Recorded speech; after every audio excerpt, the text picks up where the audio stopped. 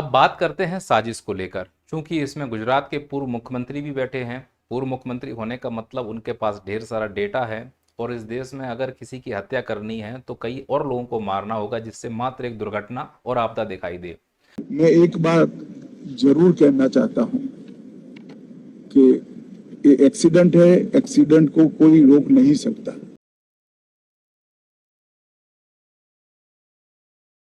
क्या केवल एक 30 सेकंड की उड़ान कई जिंदगियों का आखिरी सफर बन सकती है?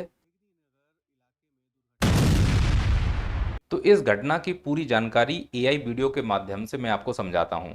वीडियो में आपको जो फ्लाइट दिख रही है, यह एयर इंडिया की 171 फ्लाइट है, जो अहमदाबाद एयरपोर्ट के रनवे नंबर 23 से 12 जून 2025 1:38 पर उड़ान भरती है।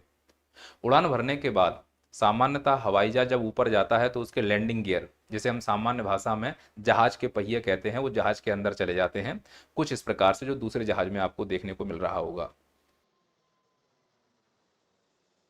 पर इसमें ऐसा नहीं हुआ, यानी इसके लैंडिंग गियर ने अभी तक अपने आप को व्यवस्थित नहीं किया। जहाज ऊपर टेक ऑफ कर रहा था, अचानक से जहाज डिसेंड करता हुआ आपको इमेज में दिख रहा होगा, और जहाज डिसेंड करके गुजरात के रहवासी इलाके में वहां गिरता है, जहां एक हॉस्पिटल था, जो कि पश्चिम भारत का सबसे बड़ा हॉस्पिटल माना जाता है। वहां पर डॉक्टर्स लोग ट्रेनिंग भी करते हैं, और उनका मेस भी था, और उसी मेस की छत पर जाकर वो एरोप्लेन क्रैश होते हुए आपको दिख रहा होगा, जहां लोग खाना खा रहे थे। तो दोस्तों, ये वही बिल्डिंग है जहां एयर इंडिया का प्लेन लगभग 300 किलोमीटर प्रति घंटा की रफ्तार से आके टकराया और उसके परखच्चे उड़ गए। आप स्पीड का अनुमान लगाइए। ये उस प्लेन का पिछला हिस्सा है जो बिल्डिंग में फंसा हुआ है। लगभग 125 लाख लीटर ज्वलनशील फ्यूल था। अब इतनी स्पीड से अगर टकराएगा तो विस्फोट तो खतरनाक होना ही था, और वो हुआ, और उस विस्फोट में कोई नहीं बचना था, और वैसा हुआ। जिस बिल्डिंग से टकराया, जहां लोग खाना खा रहे थे, उसमें भी कई लोग मारे गए हैं। अभी कितने लोग मारे गए इसकी पुष्टि नहीं हुई है, लेकिन इसके आंकड़े सामने आ गए हैं कि फ्लाइट में जो 242 लोग थे, उसमें से कितने लोग मारे गए हैं। 242 में से 241 लोग मर चुके हैं, केवल एक व्यक्ति बचा है। जी हाँ, जिसको राकेश साइया मार सके ना कोई, और उस व्यक्ति का नाम है रमेश विश्वास कुमार। अब बड़ा प्रश्न यह है कि यह व्यक्ति कैसे बचा। इसके लिए आपको जिस फ्लाइट का क्रैश हुआ है उसके अंदर की संरचना को समझना होगा। यह है बोइंग 787-8 ड्रीमलाइनर, जो अंदर से ऐसा दिखता है। ये उसकी नोज है, ये कॉकपिट है, ये वाला हिस्सा है जिसको बोलते हैं बिजनेस क्लास, और बाकी ये इकोनॉमी क्लास वाला हिस्सा है। यहाँ पर आप देख पाएंगे तो ये 2 गेट यहाँ पर हैं, 2 गेट यहाँ पर हैं, 2 गेट यहाँ पर हैं, और 2 गेट पीछे हैं इसके। ये गेट एग्जिट के लिए होते हैं। अब हुआ कुछ इस प्रकार से होगा कि ये हिस्सा जिसे बिजनेस क्लास कह रहे हैं, यहीं पर गुजरात के पूर्व मुख्यमंत्री रूपाणी जी भी थे, उनकी भी डेथ हो गई है। जैसा कि आप इमेज में देख पा रहे हैं, एक महिला ने फोटो भी खींचा था बिजनेस क्लास से क्रैश होने से पहले कि देखो, गुजरात के पूर्व मुख्यमंत्री रूपाणी जी हमारे साथ यात्रा कर रहे हैं। दुखद कि वो नहीं बचे, उसे मालूम भी नहीं था यह उसका आखिरी पल है। पर उसके पीछे आते हैं, ये है इकोनॉमी क्लास। इकोनॉमी क्लास में 11-12 आप देख पा रहे होंगे। तो इस 11 रो में जो व्यक्ति बचा है वो ए पर बैठा था, विंडो सीट पर, और उसका भाई यहाँ जे पर बैठा था। अनुमान लगाया जा रहा है कि उसका भाई भी बचा है। फिलहाल ऑफिशियली अभी एक का आंकड़ा सामने आया कि एक व्यक्ति बचा है। तो ये हुआ होगा कि जब प्लेन क्रैश करने वाला है, तो ये वाला गेट जिसे एग्जिट गेट कहते हैं, इसी एग्जिट गेट को खोलकर वो कूद गया होगा, और उसका भाई भी यहाँ से कूदा होगा, क्योंकि वो 11 रो में बैठे थे। खैर, वीडियो में जिस व्यक्ति को आप घायल अवस्था में चलते हुए देख रहे हैं, इसी व्यक्ति का नाम रमेश विश्वास कुमार है, जो उन 242 में से अकेला जिंदा व्यक्ति बचा है, जो इस पूरी दुर्घटना में मात्र एक सुखद खबर लगती है। अब इस व्यक्ति से कुछ सवाल पूछे जाने चाहिए। ये जब फ्लाइट जब क्रैश हुई उस समय हॉस्टल पे लैंड की थी, उसी समय आप बाहर निकले थे? इस व्यक्ति से पहला सवाल ये पूछना चाहिए कि तुमको कैसे मालूम चला कि ये फ्लाइट क्रैश होने वाली है, क्योंकि समय ही 2 मिनट का मिला। क्योंकि जब पायलट इमरजेंसी मैसेज दे रहे थे एटीसी को, मेडे मेडे, तो एटीसी के पास इतना टाइम नहीं मिला कि उस मैसेज को रिप्लाई कर दें। तो इतने कम समय में इस व्यक्ति को कैसे मालूम चला कि ये प्लेन क्रैश होने वाला है, जबकि इस स्थिति में तो लोग हड़बड़ा जाते हैं। और कहीं ऐसा तो नहीं है कि जब प्लेन ने टेक ऑफ किया हो तो यह व्यक्ति डर गया हो और इसने जल्दबाजी में इमरजेंसी गेट खोल दिए हो, जिसकी वजह से प्लेन का बैलेंस खराब हुआ हो और यह क्रैश हो गया हो। हालांकि यह टेक्निकल प्रॉब्लम है या साजिश है, इसकी जानकारी मिलेगी जब जहाज का ब्लैक बॉक्स मिलेगा। ब्लैक बॉक्स जिसका रंग ऑरेंज कलर का होता है, इसके अंदर वो सब रिकॉर्ड होते हैं जो अंतिम समय में एटीसी और पायलट के बीच में बात होती है। तो जब ब्लैक बॉक्स की जानकारी ली जाएगी, उसके रिकॉर्ड निकाले जाएंगे, तभी मालूम चलेगा कि आखिरकार अंदर हुआ क्या था। पर जो व्यक्ति बचा है उससे भी सवाल पूछे जाने चाहिए जब वो स्वस्थ हो जाए। अब आते हैं वीडियो के मेन मुद्दे पर कि आखिरकार यह दुर्घटना हुई कैसे और इसके पीछे के क्या कारण हैं। संबंधित संस्था और मंत्रालय ने अभी इसके कोई ऑफिशियल कारण नहीं बताए हैं, लेकिन जो अनुमान लगाए जा रहे हैं वो मैं आपको बता सकता हूँ। पहला अनुमान है कि यह मात्र प्राकृतिक दुर्घटना है, दूसरा अनुमान है कि यह तकनीकी फेलुअर है, और तीसरा अनुमान है कि यह साजिश है। सबसे पहले बात करते हैं कि क्या यह मात्र प्राकृतिक दुर्घटना है। प्राकृतिक दुर्घटना तब होती है जब तेज आंधी चल रही हो, बिजली चमक रही हो और ऐसा कुछ भी देखने को नहीं मिला, तो ये नहीं कहा जा सकता कि यह प्रकृति की वजह से होने वाली एक दुर्घटना है। इससे ये स्पष्ट हो रहा है, जैसा कि आप इमेज में देख पा रहे हैं, कि मौसम भी साफ था, 6 किलोमीटर की विजिबिलिटी थी, आंधी भी नहीं चल रही थी, बिजली भी नहीं चमक रही थी। इन सब बातों के बावजूद भी एक संभावना यह बनी हुई है कि वर्ड्स स्ट्राइक हुआ, यानी पक्षी टकराए हैं आकर। पर शंका इस बात की है कि पक्षी टकराने से क्या एक साथ दोनों इंजन इतनी जल्दी फेल हो सकते हैं? पक्षी टकराते तो फिर उसमें कुछ धुआं निकलता हुआ दिखाई देता, जैसा कि इमेज में नहीं दिख रहा है। पर जब तक पूरी जांच नहीं हो सकती कुछ नहीं कहा जा सकता। लेकिन फिर भी शायद ये कहा जा सकता है कि यह एक प्राकृतिक घटना नहीं है, और इसको प्राकृतिक घटना कहकर जांच को नहीं टाला जाना चाहिए। लेकिन शंका बना के रख सकते हैं कि हाँ, पक्षी के टकराने से यह घटना हुई होगी। अब मानवीय भूल है या फिर इसके पीछे कोई साजिश है, इस पर बात की जा सकती है।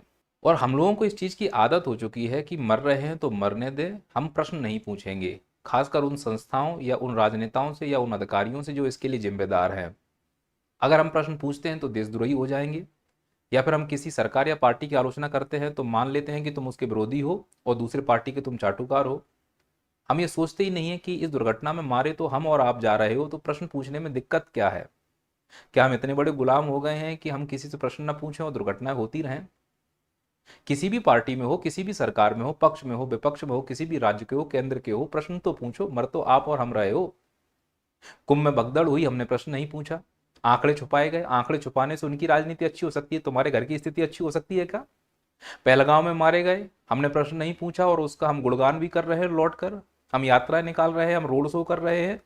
दुख का समय था कि 26 लोग मारे गए हैं और हम रोड शो में लगे हुए, हमने प्रश्न नहीं पूछा। वो प्रश्न पूछ रहे हैं तो मान लिया जाएगा कि तुम विरोधी हो सरकार के, तुम विरोधी हो पार्टी के, तुम देशद्रोही हो। अरे मरे आप और हम हो, अगर प्रश्न पूछा जाए शुरू से ही, इनकी कॉलर पकड़ी जाए कि कौन जिम्मेदार है, तो फिर उनके अंदर डर भरेगा कि हमें इसका जवाब देना है। अभी तो क्लियर है कि जवाब ही नहीं देना है। और मान लो आप और हम में से अगर कोई खड़ा होकर सरकार से हिम्मत करके ये प्रश्न पूछता है कि आखिरकार इस प्रकार की दुर्घटनाएं हर बार क्यों हो रही हैं, तो यकीन मानो सरकार ने एक ऐसा भीड़ सिस्टम तैयार किया है कि तुम इस प्रकार के प्रश्न सरकार से पूछ ही ना पाओ। अगर तुम इस प्रकार के प्रश्न सरकार से पूछोगे तो भीड़ सिस्टम तुम्हें या तो देशद्रोही घोषित कर देगी, या उस पार्टी का विरोधी घोषित कर देगी, या सरकार का विरोधी घोषित कर देगी। आजकल के राजनेताओं में इतना जिगर नहीं है कि वो जिम्मेदारियां संभाल पाए। इस देश में ना जाने कितनी बार दुर्घटनाएं हुई हैं, मासूम लोग मारे गए हैं, सरकार और तंत्र का फेलुअर सामने आया है, लेकिन हिम्मत नहीं बची है कि हम उनसे सवाल कर पाएं कि हमने तुम्हें तो इसीलिए चुना था कि तुम हमारी रक्षा कर पाओ, और तुम जवाबदारी भी नहीं ले पा रहे हो। अब यहाँ किसी पार्टी के पक्ष और विपक्ष की बात नहीं है। अगर तुम भारतीय होगे तो ये समझ पाओगे कि भारत में हर एक नागरिक के जीवन का मूल्य होता है, सभी नागरिक बराबर हैं। एक व्यक्ति भी अगर मरता है तो हमें शोक में डूब जाना चाहिए और सरकार से सवाल पूछना चाहिए। कुंभ में भगदड़ हुई, उस भगदड़ में बीसीसी ने रिपोर्ट निकालकर बताया है कि इस भगदड़ में 87 लोग मारे गए, लेकिन सरकार ने 37 लोग बताए थे। सरकार आंकड़े छुपाकर क्या साबित करना चाहती है? मरने वालों को नहीं गिनना चाहते या अपनी छवि सुधारना चाहते हैं? आप सत्ता में बने रहो, लेकिन उस जिम्मेदारी के साथ रहो कि हाँ, लगे कि हमने एक ऐसा मुख्यमंत्री या फिर नेता चुना है जिसके अंदर करेज है जिम्मेदारी उठाने का। मुखिया वो होता है जो जिम्मेदारी उठाए। सफलता का श्रेय अगर तुम्हारा है तो असफलता का श्रेय भी तुम्हारा होगा। पहलगांव में घुस के मार दिया गया, शोक का समय था, हमारा प्रधानमंत्री रोड शो कर रहा था, किसी की हिम्मत नहीं हुई कि जब शोक के समय में तुम्हें रोड शो करने की क्या आवश्यकता है। प्रश्न इस बात का नहीं था कि तुमने पाकिस्तान को कितना मजा चखाया।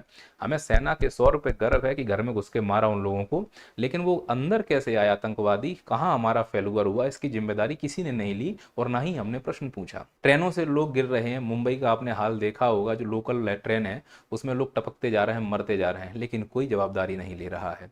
बीएसएफ के जवानों को खटारा ट्रेन दी जा रही, लेकिन कोई जवाबदारी नहीं ले रहा है। प्लेन क्रैश हो रहा है, रेल एक्सीडेंट्स हो रहे हैं, लेकिन कोई जवाबदारी नहीं ले रहा है। और उसमें उल्टा ये बोला जाता है कि यह दुर्घटना है, इस पर हमारा कोई बस नहीं है। माननीय गृह मंत्री जी का आप ये बयान सुनिए। मैं एक बात जरूर कहना चाहता हूं कि ये एक्सीडेंट है, एक्सीडेंट को कोई रोक नहीं सकता। अब जब भारत का गृह मंत्री ही यही बात बोल रहा है, जांच हुई नहीं है, 24 घंटे भी नहीं गुजरे हैं, और गृह मंत्री जी ने यह स्पष्ट कर दिया कि यह दुर्घटना है और दुर्घटनाओं पे कोई जोर नहीं है। इनको कैसे मालूम है दुर्घटना है? ये कैसे कह सकते हैं कि यह साजिश नहीं है, यह तकनीकी फेलुअर नहीं है? ये वही प्लेन है जिसकी शिकायतें कई बार पैसेंजरों ने की हैं। जैसे आप इस वीडियो में देखिए, AI-171 में एक यात्री ने अंदर से वीडियो बनाया था जिसमें AC खराब होने की उसने शिकायत की थी। आप वीडियो देखिए। We are almost about to taxi, but this AC is not working. Look at everyone. इतना ही नहीं, रवीश कुमार के एक इंटरव्यू में एक यात्री जिसने 171 में यात्रा की थी, वो 171 की फ्लाइट कैंसिल भी हुई थी क्योंकि उसमें कुछ तकनीकी प्रॉब्लम हुई थी। आप ये भी बयान सुनिए। आकाश वत्स नाम के एक यात्री ने एक्स पर वीडियो डाला है, कुछ तस्वीरें भी, और लिखा है कि उन्होंने दिल्ली से अहमदाबाद इसी विमान में आज के दिन ही यात्रा की है। आकाश ने एक वीडियो भी बनाया है कि यह ड्रीमलाइनर प्लेन है, लेकिन इसमें टीवी काम नहीं कर रहा, इसकी AC काम नहीं कर रही है। यही विमान अहमदाबाद से लंदन के लिए उड़ा और चंद मिनट के बाद क्रैश कर गया। तो ये तो नकारा नहीं जा सकता कि उसमें तकनीकी प्रॉब्लम हो रही है, और अगर इंजीनियरिंग प्रॉब्लम है तो उसके लिए भी वो संस्थान, वो प्रबंधन जिम्मेदार होगा जो उसकी देख रेख करने में लगा हुआ है। जान इतनी सस्ती तो है नहीं है, वो इतनी आसानी से कहकर चलेगा कि दुर्घटना है, इस पर कोई जोर नहीं है। तो आप वहां पर क्यों बैठे हो, किस चीज पर जोर है आपका, वो बता दीजिए। अब बात करते हैं साजिश को लेकर। चूंकि इसमें गुजरात के पूर्व मुख्यमंत्री भी बैठे हैं, पूर्व मुख्यमंत्री होने का मतलब उनके पास ढेर सारा डेटा है, और इस देश में अगर किसी की हत्या करनी है तो कई और लोगों को मारना होगा जिससे मात्र एक दुर्घटना और आपदा दिखाई दे। अब इस दुर्घटना का दूसरा पक्ष है मानवीय भूल। हवाई जहाज के कॉकपिट को ध्यान से देखना, कई सारे बटन, कई सारे उपकरण, ना जाने कैसी कैसी तकनीक होती हैं, और उड़ाते तो उसको मानव ही हैं, और कोई ना कोई बटन या तकनीक अगर भूलते हैं तो मानवीय भूल के चलते इस प्रकार की दुर्घटना हो सकती है और हुई भी है। इसीलिए हवाई जहाज को उड़ाने के लिए दो दो पायलट रखे जाते हैं कि एक पायलट दूसरे पायलट को वेरीफाई करते रहे कि हमने इस वाले उपकरण को या इस वाले तकनीक को चालू या बंद कर दिया है या नहीं, जिससे कि मानवीय भूल के चलते कोई दुर्घटना ना हो। और जो हवाई जहाज उड़ाने वाले विभिन्न विद्वान हैं, उनका यही मानना है कि मानवीय भूल और तकनीक में चूक की वजह से यह दुर्घटना हुई है। इसके पीछे कोई आतंकवादी षड्यंत्र या प्राकृतिक दुर्घटना या कोई साजिश नहीं है। ऐसी कौन सी तकनीकी चूक हुई है जिसकी वजह से यह दुर्घटना हुई है, उसके पीछे भी 3 कारण बताए जा रहे हैं। एक कारण यह है कि इंजन में जो थ्रस्ट हो सकता था वो थ्रस्ट अचानक से छूटा, यानी कि इंजन फेलुअर हुए हैं। हालांकि इतने बड़े प्लेन में दो दो इंजन होते हैं, अगर एक बंद हो जाए तो दूसरा चालू रहता है। यहाँ दोनों ही इंजन एक साथ बंद होने की संभावना है। अभी रिपोर्ट नहीं आई है, रिपोर्ट आने से और भी पुष्टि हो जाएगी। तो पहली तो संभावना ये बताई जा रही है कि तकनीकी फेल्यूर में अचानक दोनों इंजन बंद हुए हैं, और अगर दोनों इंजन बंद हुए हैं, ये बात सच निकली, तो बोइंग जो कि बहुत बड़ा शेयर मार्केट रखता है एविएशन में, उसके शेयर जरूर गिरेंगे और गिर भी रहे हैं। मानवीय भूल में दूसरा कारण विद्वान मान रहे हैं फ्लैप्स की गलत सेटिंग। वीडियो फुटेज में देखा कि विमान के फ्लैप्स टेक ऑफ के लिए सही स्थिति में नहीं थे, जिसके कारण पर्याप्त लिफ्ट नहीं मिला। पूर्व ब्रिटिश एयरवेज पायलट अलास्टेयर रोसेनसीन ने कहा है कि फ्लैप्स की गलत सेटिंग के कारण विमान उड़ान बनाए रखने में असमर्थ हो सकता है। वहीं कुछ विद्वानों का मानना है कि लैंडिंग गियर, जो हवाई जहाज के पहिए होते हैं, विमान का लैंडिंग गियर टेक ऑफ के बाद भी नीचे रहा, जो सामान्य नहीं है और ड्रैग को बढ़ा सकता है, जिसकी वजह से टेक ऑफ करने में उसे समस्या हुई और वह पूरी ऊंचाई नहीं ले पाया। और चूंकि वह पूरी ऊंचाई नहीं ले पाया, इसी की वजह से यह दुर्घटना हुई है। जो लोग इस भयानक दुर्घटना में मारे गए हैं उनको विनम्र श्रद्धांजलि नैया पार परिवार की ओर से, और माननीय पूर्व मुख्यमंत्री विजय रूपाणी जी को भी विनम्र श्रद्धांजलि। और यह श्रद्धांजलि भारत के सभी नेताओं ने, विश्व के सभी नेताओं ने भी दी है। जैसे माननीय प्रधानमंत्री जी ने भी श्रद्धांजलि दी है, ब्रिटेन के प्रधानमंत्री ने भी श्रद्धांजलि दी है, नेता प्रतिपक्ष और भी कई राजनेताओं ने भी श्रद्धांजलि दी है।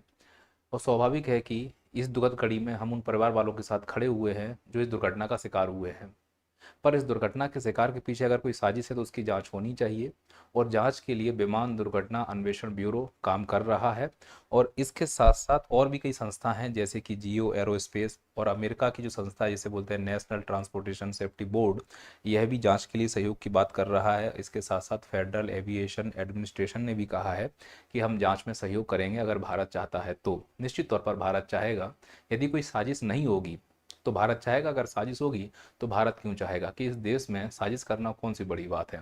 वहीं मैं एक बात और बोलना चाह रहा हूं भारत के सभी नेताओं से, भारत के उन सभी वोटर से और सभी भारतवासियों से कि हमें अब यह सोचने की जरूरत है कि आखिरकार क्या इस प्रकार की दुर्घटनाओं के हम आदी हो गए हैं, या फिर हमें उन अथॉरिटियों से सवाल पूछना चाहिए जो इसके लिए जिम्मेदार हैं। मैं भारत के समस्त नागरिकों से, भारतवासियों से, सच्चे देशभक्तों से निवेदन करना चाहता हूं कि इस प्रकार की घटनाओं को नज़रअंदाज ना करें, इनको केवल दुर्घटनाओं का नाम ना दें, निश्चित मानिए कि इसमें कहीं ना कहीं कमी है जिसकी वजह से घटनाएं हो रही हैं। वो कमी उजागर ना हो इसलिए आंकड़े छुपाए जाते हैं, आपकी छवि खराब ना हो इसलिए आंकड़े छुपाए जाते हैं। इस देश की छवि ज़्यादा जरूरी है, किसी राजनेता की छवि जरूरी नहीं है। इस देश को कुष्ठ और कोढ़ हो रहा है, अंदर से सड़ रहा है। इस प्लेन का क्रैश होना, भगदड़ मच जाना, आतंकवादियों का अंदर घुस जाना, ट्रेन का एक्सीडेंट हो जाना, पुल टूट जाना, पुलों का गिर जाना, सड़कों का धंस जाना, इस बात का सबूत है कि हम अंदर से खोखले हो रहे हैं। जागो। सच्चे अगर भगवाधारी हो, सच्चे देशभक्त हो, भारत माता को प्यार करते हो तो किसी पार्टी के सगे मत बनो, भारत के सगे बनो, भारत माता के सगे बनो। अगर पार्टी अच्छा काम करती है तो तारीफ करो, पार्टी अगर गलत काम कर रही तो उसका विरोध करो। हर जगह चाटुकारिता और अंधभक्ति इस देश को खोखला कर देगी, आप यकीन मानो। मिलते हैं अगले वीडियो में। अगर कोई बात बुरी लगी तो उसके लिए क्षमा मांगता हूँ। तब तक के लिए जय हिंद, जय भारत। यदि आपका सपना भी है सरकारी नौकरी पाना तो डाउनलोड कीजिए नैया पार एप्लीकेशन। यहाँ सभी कॉम्पिटिटिव एग्जाम के लिए लाइव और रिकॉर्डेड लेक्चर अवेलेबल हैं। लिंक नीचे डिस्क्रिप्शन में दिया गया है।